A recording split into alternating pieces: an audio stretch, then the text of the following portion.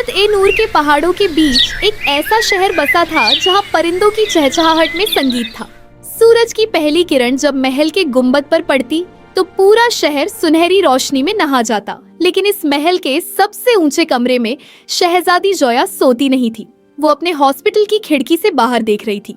जोया दिल में, लोग कहते हैं कि शहजादियों का काम सिर्फ ताज पहनना और मुस्कुराना है, पर मेरे ताज का वजन तब तक कम नहीं होता जब तक मेरे सामने वाला बच्चा दर्द में हो।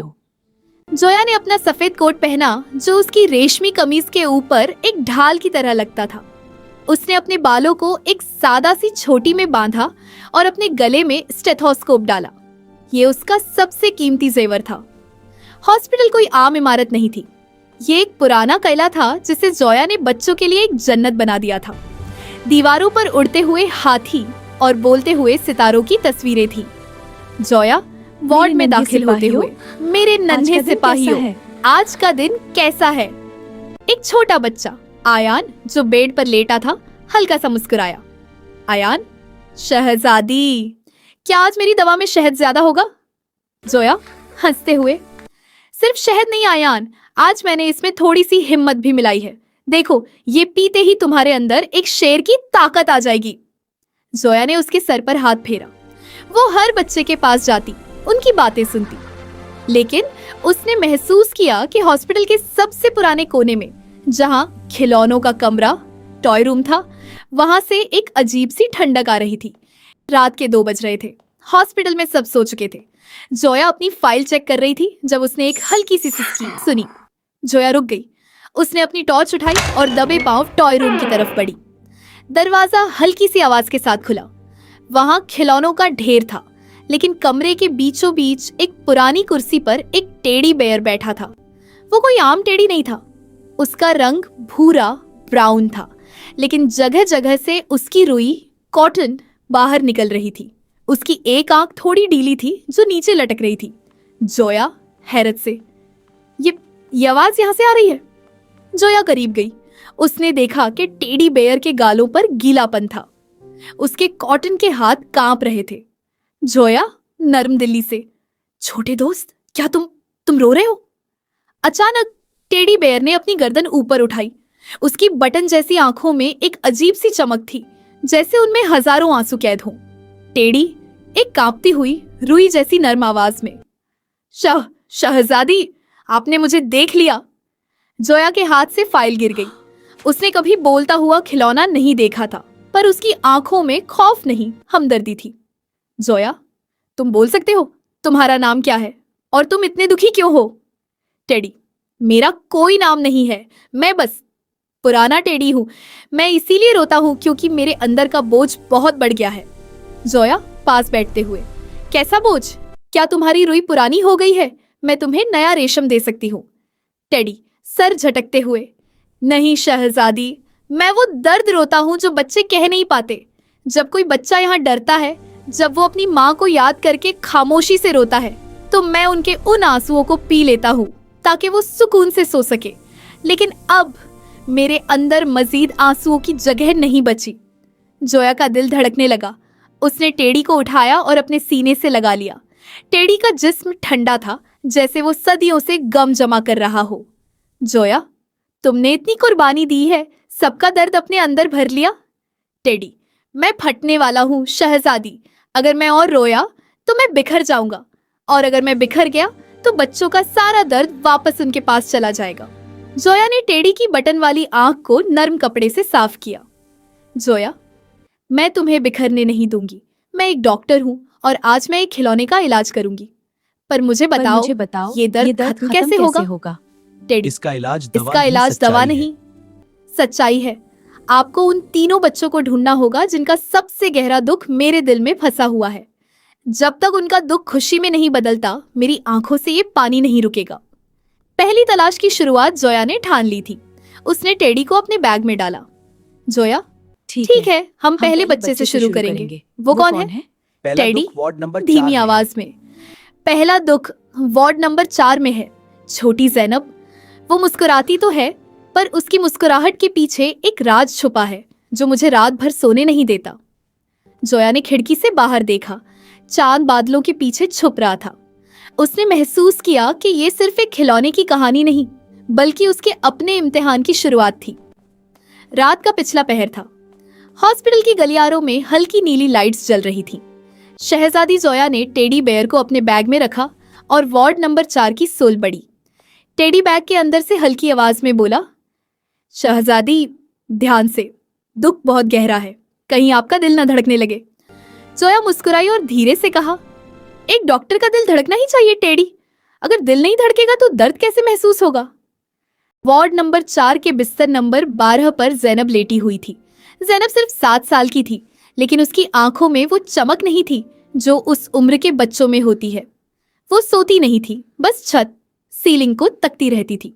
जोया उसके पास बैठ गई। जैनब ने देखा पर कुछ बोली नहीं। इतनी रात हो गई, तुम अभी तक जाग रही हो, क्या तुम्हें नींद नहीं आ रही? जैनब ने सर हिलाया, पर उसके होंठ सिले हुए थे। जोया नरम दली से, देखो मैं तुम्हारे लिए एक नया दोस्त लाई हूं। जोया ने टेडी बियर को बैग से निकाला और जैनब के तकिए पर रख दिया। टेडी की एक आंख अभी भी लटक रही थी और उसके गले से रुई का एक धागा बाहर था। जैनब धीमी आवाज में, ये तो टूट गया है, इसका ऑपरेशन नहीं किया आपने? जोया ने टेडी की तरफ देखा। टेडी ने अपनी बटन वाली आंख से जोया को इशारा किया। जोया, मैं इसका ऑपरेशन तब तक नहीं कर सकती जब तक मुझे ये पता न चले कि ये रोता क्यों है। टेडी कह रहा है कि इसके पास किसी की एक खोई हुई चीज का गम है। जैनब के चेहरे पर अचानक खौफ और दुख के बादल छा गए। उसने अपने तकिए के नीचे से एक पुरानी टूट चुकी मिट्टी की गुड़िया डॉल निकाली। उस गुड़िया का एक हाथ गायब था। जैनब रोते हुए, ये मेरी अम्मी ने मुझे दी थी जब वो आखिरी बार मुझसे मिलने आई थी। मैंने इसे तोड़ दिया। मैं बहुत बुरी हूँ शहजादी, मैंने अपनी अम्मी की आखिरी निशानी तोड़ दी। जैनब जोर जोर से रोने लगी। जैसे ही उसके आंसू गिरे, टेडी बियर के जिस्म से एक सुनहरी रोशनी निकलने लगी। जोया ने देखा कि टेडी की आंखों से अब पानी नहीं, बल्कि वो सुनहरी रोशनी बह रही थी। टेडी जोया के कान में, शहजादी, जैनब का दुख ये नहीं कि गुड़िया टूट गई, इसका दुख ये है कि इसे लगता है कि गुड़िया टूटने से उसकी अम्मी की मोहब्बत भी टूट गई है। हमें इसे बताना होगा कि मोहब्बत कभी नहीं टूटती। जोया ने जैनब का हाथ पकड़ा। जैनब, मेरी तरफ देखो, तुम्हारी अम्मी ने तुम्हें ये गुड़िया इसीलिए नहीं दी थी कि ये हमेशा साबित रहेगी। उन्होंने ये इसीलिए दी थी कि जब तुम इसे देखो तुम्हें उनकी याद आए। देखो, इसका हाथ टूट गया है, पर क्या तुम्हारी अम्मी की याद तुम्हारे दिल से निकल गई? जैनब ने नफ़ी में सर हिलाया। तो फिर दुख कैसा? चलो हम मिलकर इसे ठीक करते हैं। जोया ने अपनी जेब से एक जादुई रेशम का धागा निकाला। ये वही धागा था जो उसने अपनी माँ के पुराने संदूक से निकाला था। उसने और जैनब ने मिलकर उस मिट्टी की गुड़िया के हाथ को जोड़ा। जब गुड़िया जुड़ गई तो जैनब ने पहली बार खुलकर मुस्कुराया। उसने टेडी बियर को जोर से गले लगा लिया। पहला आंसू रुक गया। अचानक एक करिश्मा हुआ। टेडी बियर की वो लटकती हुई आंख खुद ब खुद अपनी जगह पर सेट हो गई। उसके चेहरे पर जो गीलापन था वो खुश्क हो गया। टेडी खुशी से, शहजादी, मेरे अंदर से एक बोझ कम हो गया है। जैनब का गम अब धूप में उलट गया है। जैनब सुकून से सो गई। उसने गुड़िया और टेडी दोनों को अपने सीने से लगाया हुआ था। जोया कमरे से बाहर आई। उसकी आंखों में भी थोड़ी नमी थी। जोया, एक दुख खत्म हुआ। टेडी, अब अगला कौन है? टेडी का जिस्म अब थोड़ा नरम महसूस हो रहा था। उसने ठंडी सांस भरी। टेडी, अगला दुख बहुत खतरनाक है। वो अंधेरे कमरे में है। एक ऐसा लड़का जो अब बोलता नहीं, सिर्फ दीवारों पर लकीरें खींचता है। उसका नाम उमर है। उसने अपने ख्वाबों को एक पिंजरे में बंद कर दिया है। जोया ने अस्पताल की कॉरिडोर की तरफ देखा जहां रोशनी कम थी। उसने महसूस किया कि अब मुकाबला सिर्फ दुख से नहीं, बल्कि उस अंधेरे से था जो उम्मीद को खा जाता है। अस्पताल का सबसे आखिरी कोना, जहां रोशनी पहुंचते पहुंचते दम तोड़ देती थी, वहां वार्ड नंबर 13 था। लोग इसे खामोश वार्ड कहते थे। यहाँ उमर रहता था। उमर की उम्र मुश्किल से 10 साल होगी, लेकिन उसकी खामोशी सदियों पुरानी लगती थी। शहजादी जोया ने दरवाजा खोला। कमरे में सिर्फ एक हल्की सी मोमबत्ती जल रही थी। उमर फर्श पर बैठा कोयले चारकोल से दीवार पर काली लकीरें खींच रहा था। वो लकीरें किसी जंगली जानवर के पंजों जैसी लग रही थी। जोया, उमर, धीरे से, बहुत रात हो उमर, गई है। बहुत रात हो गई है। क्या तुमने आज का खाना खाया? उमर ने सर नहीं उठाया। उसके हाथ काले हो चुके थे। टेडी बियर जो जोया की गोद में था अचानक जोर जोर से रोने लगा। इस बार उसके आंसू ठंडी बर्फ की तरह थे। टेडी जोया के कान में सिसकियां लेते हुए, शहजादी यहाँ बहुत ठंड है। उमर ने अपने दिल के दरवाजे बंद कर दिए हैं। वो डरता है कि अगर उसने किसी से बात की तो उसका बचा कुचा ख्वाब भी छीन लिया जाएगा। जोया फर्श पर उमर के पास बैठ गई।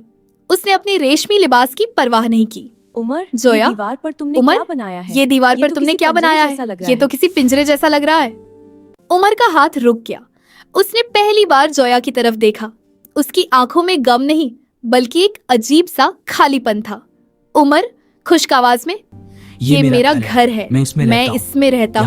यहाँ कोई मुझे दुख नहीं दे सकता क्योंकि यहाँ कोई आ ही नहीं सकता। टेडी बियर अचानक जोया की गोद से उछलकर उमर के सामने जा गिरा। उमर ने हैरत से उस टूटे फूटे खिलौने को देखा। टेडी, उमर, मैं तुम्हारा दुख पहचानता हूँ। तुम्हारे अब्बू चाहते थे कि तुम एक बड़े अफसर बनो, पर तुम तो परिंदों से बातें करना चाहते थे, है ना? तुम्हें तो रंगों से खेलना पसंद था। उमर की आंखों में एक चमक आई, फिर वो दोबारा बुझ गई। उमर, वो सब मर चुके हैं। मेरे रंग, मेरे परिंदे, सब इस काली दीवार के पीछे दफन है। टेडी बियर ने अपनी बटन वाली आंखों को बंद किया। अचानक टेडी के जिस्म से एक रोशनी निकली जो दीवार पर पड़ी। वो काली लकीरें हिलने लगी।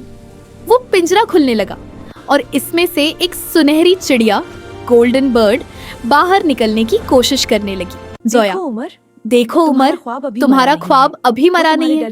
वो बस तुम्हारे डर के पिंजरे में कैद है। टेडी अपने आंसुओं से इस पिंजरे की सलाखों को पिघला रहा है। लेकिन टेडी बियर की हालत बिगड़ने लगी। उसका रुई वाला जिस्म फटने लगा क्योंकि उमर का दुख बहुत सख्त था। टेडी की आंखों से खून की तरह सुर्ख आंसू निकलने लगे। टेडी कराहते हुए, शहजादी, मुझे थामे रखे, मैं बिखर रहा हूँ। जोया ने देखा कि टेडी की पीठ से रुई बाहर निकल रही थी। उसने फौरन अपनी सुई धागा निकाला और चलती हुई रोशनी में टेडी को सीना शुरू किया। जोया, उमर, टेडी तुम्हारे लिए अपनी जान दे रहा है। क्या तुम अब भी खामोश रहोगे? अपने रंगों को बाहर आने दो। बताओ कि तुम क्या बनना चाहते हो। उमर खड़ा हो गया। उसने दीवार पर बनाई हुई काली लकीरों को अपने हाथों से मिटाना शुरू किया। उमर चीखकर, मैं पेंटर बनना चाहता हूँ। मुझे अंधेरा नहीं, मुझे आसमान के रंग चाहिए। जैसे ही उमर ने ये कहा, दीवार की वो काली लकीरें एक खूबसूरत गार्डन में बदल गईं। टेडी बियर की सुर्ख आंखें दोबारा भूरी ब्राउन हो गई और उसका रुई वाला जिस्म पहले से ज्यादा मजबूत हो गया। उमर ने टेडी को उठाया और उसे चूम लिया। उमर, शुक्रिया मेरे दोस्त, अब मैं कभी नहीं छुपूंगा। जोया और टेडी वार्ड से बाहर आए। अब अस्पताल में सुबह की पहली किरण नमूदार हो रही थी। टेडी अब पहले से बहुत हल्का महसूस कर रहा था। जोया, हमने दो दुख खत्म कर दिए टेडी। अब सिर्फ एक बाकी है। वो कौन है? टेडी खामोश हो गया। उसने जोया की तरफ एक ऐसी नजरों से देखा जो जोया का दिल चीर गई। टेडी दहीमी आवाज में, किसी बच्चे का नहीं, आखिरी दुख किसी बच्चे का नहीं है शहजादी, वो आपका है। जोया ठिठक कर रुक गई। उसके हाथों से स्टेथोस्कोप गिरने ही वाला था। जोया, मेरा? पर मैं तो ठीक हूँ। मैं तो सबका इलाज करती हूँ। टेडी, आप सबका दर्द चार्ट पर लिखती है लेकिन अपना दर्द ब्लैंक छोड़ देती है। आप उस अम्मी को याद करके रोती हैं जो आपको इस अस्पताल में छोड़कर चली गई थी, और आपने कभी खुद को माफ नहीं किया कि आप उन्हें बचा नहीं सकी थी। जोया के पांव जम गए। अस्पताल की दीवारों पर लगे हाथी और सितारे जैसे उस पर हंसने लगे। उसका सबसे पुराना राज जो उसने अपने ताज के नीचे छुपा रखा था, वो अब एक रोने वाले टेडी बियर ने फाश कर दिया था। सुबह की सुनहरी रोशनी अब अस्पताल की खिड़कियों से अंदर झांक रही थी, लेकिन शहजादी जोया के लिए हर तरफ अंधेरा था। टेडी बियर की बातों ने उसके दिल के उस पुराने जख्म को खोल दिया था जिसे उसने सदियों से बंद रखा था। जोया लरसती हुई आवाज में, नहीं टेडी, तुम गलत कह रहे हो। मैं दुख में नहीं हूँ। देखो मैं कितनी मजबूत हूँ। मैं पूरी सल्तनत का ख्याल रखती हूँ। जोया ने मुस्कुराने की कोशिश की, लेकिन उसकी मुस्कुराहट एक टूटे हुए कांच की तरह थी। टेडी नर्मदली से, शहजादी, आप दूसरों के जख्मों पर मरहम लगाती है ताकि आपको अपने जख्म न देखने पड़े। वो पुरानी रिपोर्ट जो आपने कभी पूरी नहीं लिखी, वो आज भी आपकी अलमारी में छुपी है। टेडी ने अपनी रुई वाली उंगली से जोया के दिल की तरफ इशारा किया। अचानक अस्पताल की कॉरिडोर की दीवारें बदलने लगी। ये टेडी का आखिरी जादू था। माजी का मंजर जोया ने देखा कि वो अब अस्पताल में नहीं बल्कि बरसों पुराने एक परिशिकस्ता कमरे में खड़ी है। वहाँ एक छोटी बच्ची नन्ही जोया एक खत पर रो रही थी। उसके सामने उसकी अम्मी का बिस्तर खाली था। नन्ही जोया रोते हुए, अम्मी आप कहाँ हैं? क्या मैं अच्छी बेटी नहीं थी? क्या इसीलिए आप मुझे छोड़कर चली गई? जोया बड़ी ने देखा कि उस नन्ही बच्ची ने अपने हाथ में वही टेडी बियर पकड़ा हुआ था, लेकिन तब वो टेडी नया था। उसकी दोनों आंखें चमक रही थी। जोया मौजूदा खिलौना हो जो मेरी टेडी अम्मी ने मुझे दिया था। ये तुम वही खिलौना हो जो मेरी अम्मी ने मुझे दिया था। जी शहजादी, मैं आपका जी सबसे पहला शहजादी, दोस्त था। मैं हाँ, आपका मेरा सबसे सबसे पहला कीमती दोस्त था। जब आपकी अम्मी गई थी तो आपने मुझसे लिपट कर कहा था कि आप कभी नहीं रोएंगी ताकि आप दूसरों के आंसू पहुंच सके। उस दिन के बाद से आपके सारे आंसू मैंने पिए हैं। मैं इसीलिए रो रहा हूँ क्योंकि मैं अब आपका गम मजीद नहीं पी सकता। आपको खुद रोना होगा। जोया की आंखों में पहली बार वो सच्चा दर्द नजर आया। उसने अपने सीने पर हाथ रखा जहां उसने बरसों से एक पत्थर छुपा रखा था। जोया, मैं डरती थी टेडी।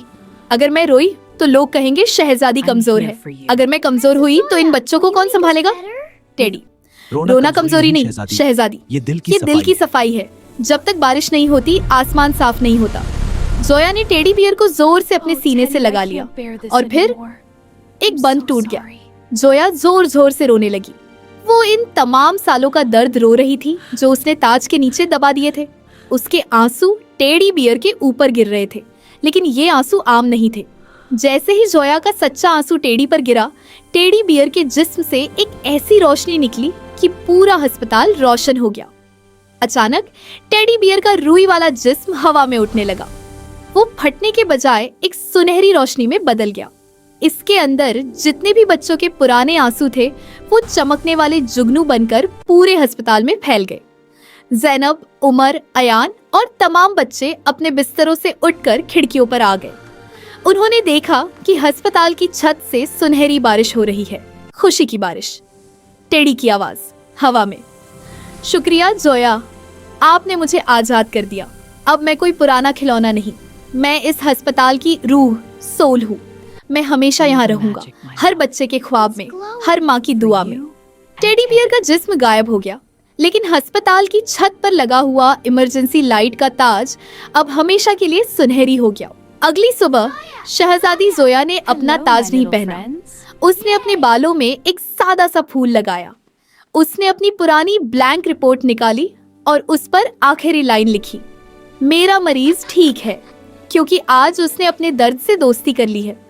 उसने अस्पताल के गार्डन में देखा जहां उमर एक खूबसूरत तस्वीर बना रहा था और ज़ैनब अपनी मिट्टी की गुड़िया के साथ खेल रही थी। जोया ने महसूस किया कि उसके दिल का बोझ खत्म हो गया है। वह अब सिर्फ एक डॉक्टर शहजादी नहीं थी, वह उन सब बच्चों की उम्मीद थी। दर्द को छुपाना बहादुरी नहीं है, दर्द को बांटना और उसे महसूस करना ही असल शिफा है। ऐसी ही स्टोरीज के लिए हमारे चैनल को सब्सक्राइब करें।